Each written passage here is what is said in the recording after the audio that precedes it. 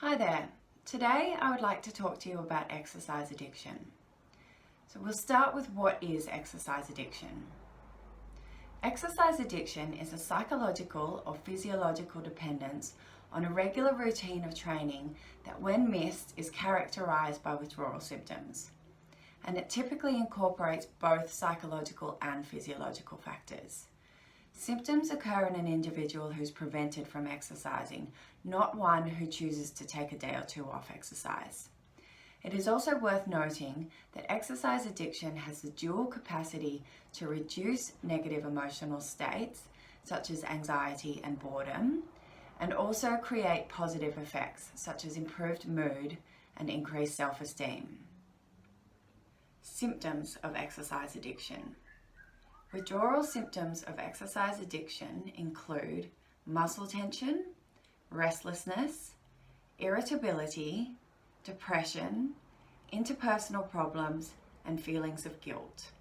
And these symptoms mirror those of other common addictions such as substance abuse. Criteria for diagnosis. The criteria for diagnosis include 3 or more of the following in a 12-month period: tolerance, or a need for increased amounts of exercise, withdrawal symptoms such as anxiety or fatigue, loss of control, in that a person addicted to exercise is often aware of the negative consequences of continuing to exercise but chooses to ignore it, reduction in other activities, devoting more and more time to exercise at the detriment of the rest of your routine, and continuing to exercise despite knowledge of problems such as injury. Positive exercise addiction. Exercise addiction can be classified as either positive or negative. Positive addiction promotes psychological and physiological benefits as a result of the regular activity. It promotes psychological strength, the state of well-being, and increases life satisfaction.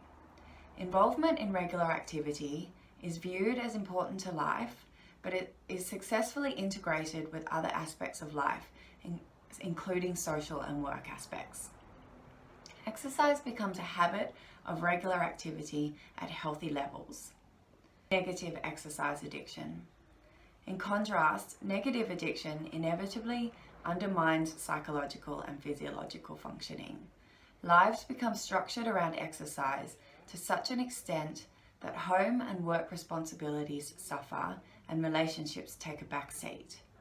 This condition parallels other addictive processes with increased dose dependence and withdrawal symptoms under deprivation. Many addicted exercisers recognize the symptoms in themselves, however still feel it enhances their existence despite their loss of control over it.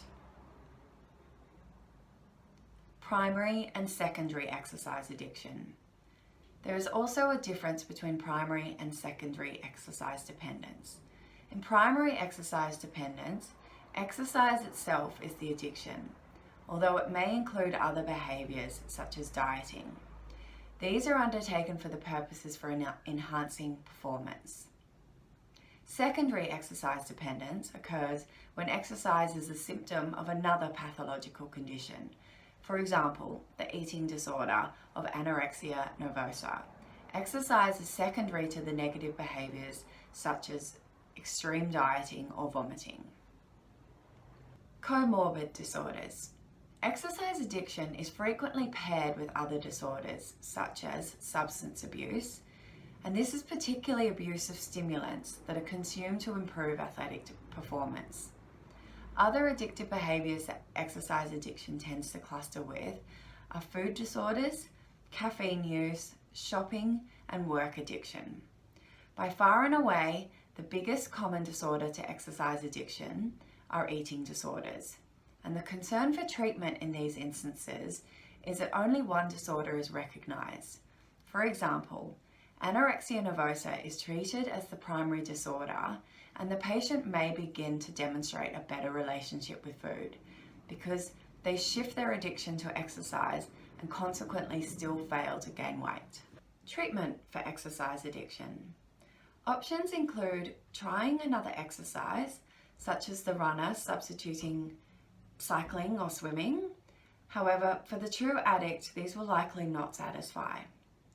Continue to do the exercise in a more controlled manner because reduction in exercise rather than abstinence is the goal, and helping patients distinguish problematic or addictive from moderate exercise. Cognitive behaviour therapy can be used to help clients identify and recognise their problem and help correct automatic thoughts such as exercise is always good. There are also behavioural strategies such as reward for abstinence or maintenance of lower levels of exercise. And psychotherapy for mood altering benefits, and importantly, the therapist should always be attuned to possible comorbid disorders.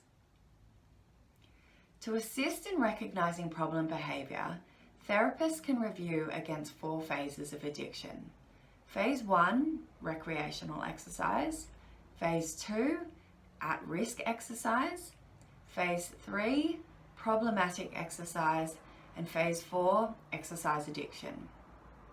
Each phase is marked by different qualities of motivation, the degree of negative consequences, and level of control over the addiction that the individual has. And by phase 4, the individual is motivated by avoiding withdrawal symptoms at all costs and is suffering negative consequences to relationships and work commitments, as well as loss of control, such as clinical depression. Prevention is better than cure. For the individual, and as always, prevention is better than cure. So to guard against the trap of negative addiction, schedule rest days or take them when necessary, work out regularly with a slower partner, and when injured, stop exercising until healed. Mix up the training schedule by including both low and high intensity sessions, including days with less distance. Adhere to the health guidelines, and for the health benefits of exercise, 30 minutes 3 or 4 times a week is sufficient, and set realistic short and long-term goals. Thank you.